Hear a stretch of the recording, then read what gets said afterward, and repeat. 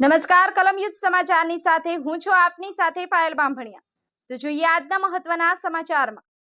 જી સાહેબ, સમગ્ર સુરત શહેરમાં સીપી શ્રી સાહેબની સૂચનાથી પોલીસ વિવિધ પગલાઓ લઈ રહી છે। જે સંદર્ભે આજે લિંબાયત પોલીસ સ્ટેશનમાં paramilitary force, Limbayat staff, police ઇન્સ્પેક્ટરશ્રીઓ સાથે ફૂટ પેટ્રોલિંગનું આયોજન કરવામાં આવેલું, જેમાં લિંબાયત પોલીસ સ્ટેશનના સંવેદનશીલ વિસ્તારો ફરવામાં આવેલા।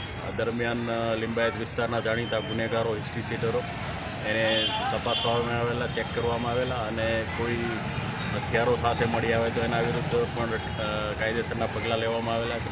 જે સંદર્ભે જ્યાં સુધી ચૂંટણી સંપૂર્ણ પૂરી ન થાય ત્યાં સુધી પોલીસ આ જ રીતે વિવિધ પગલાઓ લેતી રહી છે અને આગામી સમય પર પણ લેતી રહેશે।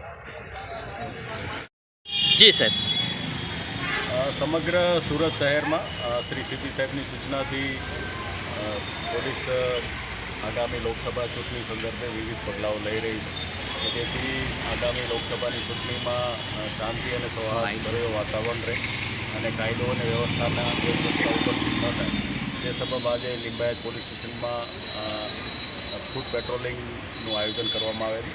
જે સંદર્ભે પેરામિલિટરી ફોર્સ, લિંબાયત સ્ટાફ, બંને પીઆઈ સાહેબો અને સમગ્ર સ્ટાફ લિંબાયત પોલીસ સ્ટેશન એ જે લિંબાયત વિસ્તારનો જે સંવેદનશીલ એરિયા છે એમાં એરિયા ડોમિનેશન કરવામાં આવેલું।